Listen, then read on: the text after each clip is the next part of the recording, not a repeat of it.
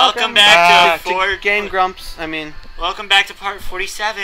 Part 3. 7. Oh. 47. Part 1337. Yeah. I don't even. We came to our second choice, where Nerdy is going to choose the choice I want to choose. I'm gonna be a rude jackass and ask about her deafness. Why are you deaf? Shizune intrigues me, and I kind of want to ask something about her. But I can't really ask about something that personal, can I? You just did. Can't come up with anything else to ask, so I just focus on my food while the girls talk between themselves. Oh, that's not fun. I think I'll ask about her deafness. Does not ask about her deafness. Scumbag Hisao. Misha and Shizune sign back and forth very animatedly, throwing sideways glances at me, but Misha refrains from translating. Maybe they're talking. You just killed everybody. That's secret girl stuff or something. In case you couldn't figure it out, Akira, who is now holding the microphone, just put it like almost into Nerdy's mouth. It was bad. It was like a penis. Like a penis. Ellipses. Oh no, that's me. Ellipses. There we go. I quickly noticed the conversation and sign is not enough to fill silence. We arrived in the classroom early, but we're not the first. That dark-haired girl I noticed before is slumped over her desk at the last row. She jumps a little when Misha crashes into the room with the elegance of a rhino. I know. She shrinks deeper into her seat. I can feel her tension all the way from here, as if she were slowly turning into stone just from her presence. Sexual tension. Her presence? I didn't even buy her anything. It's not Christmas. Misha and Shizune either don't notice or don't mind it as they all walk directly past her to their seats and begin to converse. I'm left wondering about it even when the classroom slowly fills with other students and finally the teacher. Getting into the rhythm of the school feels strange. It says my brain remembers how this is done, but my body doesn't. Enunciation. Getting into the rhythm of the school feels strange. It's as if my brain remembers how this is done, but my body doesn't. It's like a good episode of Yu-Gi-Oh! Towards the... Those exist. Shut up, I'm a Yu-Gi-Oh fan. I know. Continue. Towards the end of the class, I start yawning and counting the minutes left. I shouldn't be this tired on my first day of school. Maybe it's the long time spent in the hospital that made me like this. I'm even feeling physically weak and lifeless. Like all my first dates. Before long, the final bell joke. rings. School is finally over for the day. Beside me, Misha and Shizune are having a short conversation. After a bit of deliberation, Misha turns to me. Ellipses. Unfortunately, we can't stay and show you around today, Hee-chan. But we gotta hurry already, since there's a lot of work for us to do. Ellipses.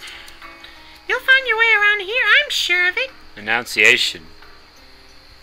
Hey. Ah, wait! The teacher said I'd have to see the nurse. Where do I have to go? Do you want to do that voice, Akira? Is that so? We can at least show you that much. Come on, the nurses have their own building, so we have to go outside. We join the flow of students making their way down the stairwell and outside, with the girls pointing out other senior classrooms in the same hallway as ours. When we get outside, the girls make their way to the smaller building right next to the school. It's built in the same style, so it looks like it's actually part of the main building. Ellipses. This is the auxiliary building here. There's lots of official important stuff inside, like the Yamaku Foundation office and all the nurses' offices. They even have a swimming pool. Ooh. How is that official? Ellipses. Don't be silly, Hee-chan. It's for physical therapy, of course. Anyway, all the nursing staff facilities are in there, too.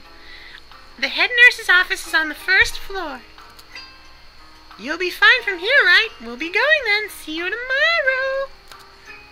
Yeah, thanks, bye. Does that mean I have to stop doing that voice? A whole building for stuff that has nothing to do with the actual education? I guess it's necessary for a place like this. I'm gonna die. I walk in, hoping that this really will be only a quick visit, very awkward to say, like the teacher said. On a white door on the left is a green cross with the text, Head Nurse, and a nameplate. A voice from the inside responds to my knock almost immediately, but I can't quite make it out. It sounded a bit like an invitation to open the door, so I invite myself further in.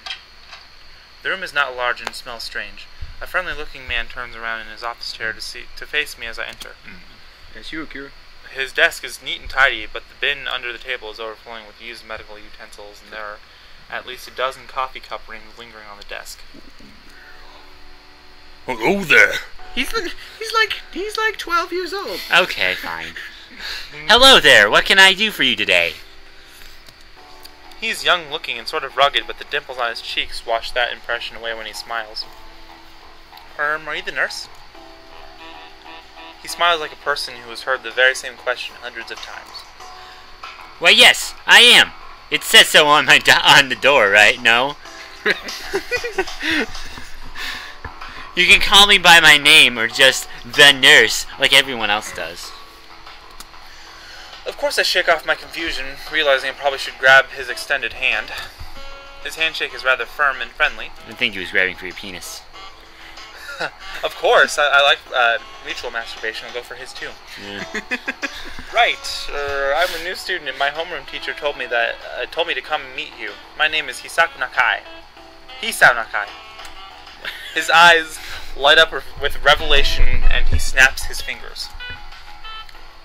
Oh, you're that Nakai. I was just reading your file in the morning. Some kind of chronic arrhythmia and related to congenital heart muscle deficiency, right? He gestures me to sit down in a vacant armchair in front of the desk. Yes. Good. Well, you've probably been briefed about the school enough, so I'll just go over this quickly. We have all kinds of facilities available, mostly physical therapy and the such. Theory and the such? Theory and the such. Theory and the such. There's always someone from staff around, even at night, so never hesitate to call us if there's a problem. The famous 24-hour nursing staff. Wow, this is like a hospital. Well, not exactly. For instance, we don't do brain surgery here. His joke feels so out of place that I'm left thinking why he even said it. Yeah, just that it's really weird to have so many medical people at a school. You'll get used to it. I'm not so sure myself, but I don't let the nurse know it.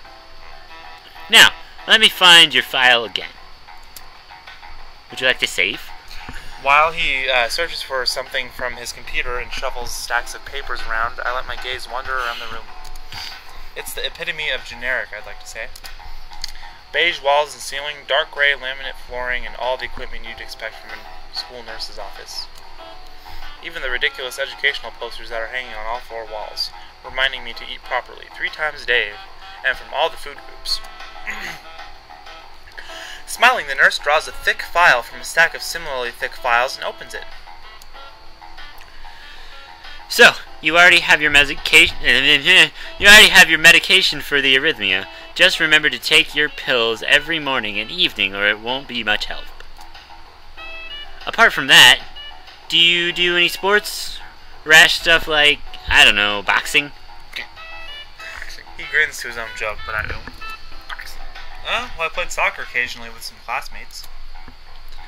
Alright, I'm afraid I'm going to have to recommend you refrain from doing that, at least for the time being. Oh. My lack of reaction makes him raise an eyebrow, but really I'm not too bothered by him forbidding me to kick a ball around. I guess I never did it out of burning passion for the sport, just to have something to do. Any kind of concussion might be very dangerous to your heart, and risking another attack is not a good idea. Was the previous one caused by a sudden concussion to the chest area? There is no mention of the cause in the papers. Not exactly. I sidestep the question acceptably, and he glances over his papers with a more serious expression on his face. Still, you need to keep your body healthy, so some exercise would do you good. We have physical therapy and such available, as I said, so don't think you really need such heavy measures. Just get light exercise regularly. You forgot some. Brisk walks or even light jogging, jumping rope, that sort of thing. Swimming, maybe? There is a pool here. So I was told. You were? Very good. At any rate, I'm sure you've been told this before, but you just need to take care and not overexert yourself. He wags his finger to emphasize the point. Emphasize, not emphasize. No need really. I've heard this 1,000 times already. Absolutely no unnecessary risks. Take care of yourself. Okay. He goes over my papers one more time and sets them on the desk, obviously content. Good. That's it then. Come meet me if you ever need something. I'm ushered out of there before I even realize it. A quick visit indeed. Like a good hot dicking. Like a good neighbor, State Farm is there. For a hot dicking. With a good dicking. I end up standing in front of the main building in the auxiliary building, although to my eyes they still look like one and the same. It's the first real look I get at the other students, so I watch people coming out of the school, going towards the gate or the dorms. Everyone seems to know where they are going, and I still keep thinking that most of them don't look too special for being students at a special school. Then again, neither do I. Does that make me one of them? One of us? Ellipsis! I should go somewhere too, to prevent me from getting lost. It's around dinner time, but I feel tired instead of hungry. The weariness in me only grows as I trudge towards the dorms, set a little way apart from the main building complex. Is it that time yet? There is a garden of sorts between the school and the dorms, shrubbery, flowers, and that overbearing smell of fresh-cut grass that fills the atmosphere. It dawns on my tired mind that the smell feels novel because I haven't been outside at all for so long. The dorm building is big and made of red brick. Like the others, it feels way too pompous for what it is, so I push forward going inside. It takes more time than necessary to fish out the key I was given from my pocket. Room 119. Despite the ornate exterior, the inside of the dorm is fairly new, functional, and boring. Just like the main building, the halls and doors are wide enough to accommodate wheelchairs. The same goes for the elevators at the ends of the hallways. I poke my head around the corner of the common room door. Inside, a few students are watching the TV. One nods and gives a quick hello before turning back to the TV. Seems that only the girls around here are sociable. I suppose that's perfectly fine with me. I climb the stairs to the upper floor. Here, small corridors branch off from the main hallway. Each of these minor halls seems to have a toilet and shower, as well as 4 rooms. 4 rooms. About halfway down the hall, I spy my room, 119. The nameplates on the rooms adjacent to mine are blank. I guess there are just 2 of us here. Light shines from below the door of room 117, so I knock lightly. Hello? Is anyone home? From inside I hear a few movements, and the clicking of way more locks than I thought these doors had. After a moment, the door squeaks open. A bespectacled boy is standing in the doorway. Good work. He is looking at me very intently through his extremely thick eyeglasses. Who is it? Blind? No, not at least completely. Why would he have eyeglasses if he was? He leans closer to me until our noses are almost touching. His breath stinks of garlic. Hisao Nakai. I'm moving into the next room. I thought I should introduce my... His face suddenly brightens in realization and he stands upright, thrusting his hand out and smiling greeting, almost straight to my diaphragm. Oh, sup dude? My name's Kenji. The name. Ah, hi. I take Kenji's sweaty hand and shake it. Lol. I was masturbating. Still a little rattled by the sudden change of attitude and vehement welcome. There's some suspicious looking people going in and out of your room earlier. It was probably my parents. Your parents? You sure? 'Cause they could have been some other people too. You can't just judge a book by its cover. His out-of-place proverb is left hanging between us awkwardly as I try to think of some way to respond. I'd say the chances are high enough. He shudders and makes some exaggerated hand gestures. You're a brave man, Hisao. Me? I don't think I could trust the chances. The only one I trust is myself. Does that mean I shouldn't get to know you either? He thinks about this for a while. A wise decision. Damn, you are smarter than you look. Probably. What do you look like? I hope not smart. He squints his eyes and leans closer again, but I lean backwards to dodge it. Never mind. It doesn't matter. With that, he turns, fumbles around for a moment in search of the door handle, and shuts the door behind him. I slide the key into the lock of the door marked 119. Bleak beige walls, white linen, a desk made of some type of light wood, ugly curtains. It's no one's room, impersonal, like my hospital room was. My bags are sitting at the foot of my bed, looking a lot emptier than they did this morning. The closet is sitting open, stocked with my clothes. Also, it seems that there are a number of school uniforms hanging there as well.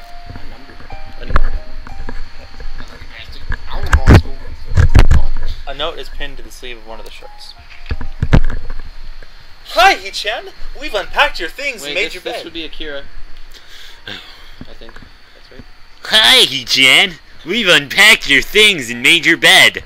They said that if they don't fit, then you should go to the office tomorrow. If you have any problems, you can always call us. Love, Mom, and Dad. Well, at least you don't have to worry about unpacking. I kind of hoped I would have, then there would be something to do. It's still too early. I put the note down on the desktop and lie down on the bed feeling drained. Lying there makes me want to read something, but I have nothing with me. I wonder if the hospital conditioned me for wanting to read whenever I have nothing to do. The restless urge just keeps growing until I have to stand up. Maybe it's stress or something. I was pretty nervous about it before coming, and for the entire day today too. I still am, I think. Damn, I have to distract myself somehow, so it won't be this unnatural all the time. Tomorrow I'll go borrow some books from the library. Yeah, I'll do that. But for now, pills! It's time to take my drugs. Share the wealth, man. Drugs, dog. Continue. The bottles of medications neatly arranged on my night table catch my eye. I pick up one and shake it just to hear the contents rattle inside, and then read the glued-on pharmacy label. He's so kind. 2 tablets daily to stay alive. It doesn't really say that, but it could just as well. It's kind of twisted having your own life depending on chemicals like this. I resent it a little, but what choice do I have? With a sigh, I begin my new daily ritual of taking the right number of pills from each bottle, being careful to check the correct dosages. Ellipsis! I lie down again, feeling hollow and uncertain, and after that I keep staring at the blank, unfamiliar ceiling for a long time. It's dark. It's bedtime. They put a night filter on that thing. It doesn't start looking any more familiar, not even after darkness falls and long shadows draw across my room like fingers. The sheets feel slightly more comfortable, warm and nest-like against the chill that passes from room temperature here. Soon the lighter side of darkness is the ceiling that looks like every ceiling does at night, and it becomes the only thing I recognize anymore. He shall go to bed, you insomniac. The night beckons me to sleep, and I feel the coldness of unfamiliarity and fear creeping up my spine once again. I keep drifting further away from the world I knew. Bedtime. Hey, sleepy Betty, bye, joy jokes. Alright, next time on the Katawa Shoujo. On the Katawa Shoujo show. We'll just keep doing that. Saving it? Oh, let's save after we stop recording. Oh, sure. That's a good idea, guys. We've been playing for almost an hour. It's true. Fuck! Bye. Bye-bye! Tits. Tits. Tits. We keep trying to get the last word. 3, 2, 1. Fuck! Tits.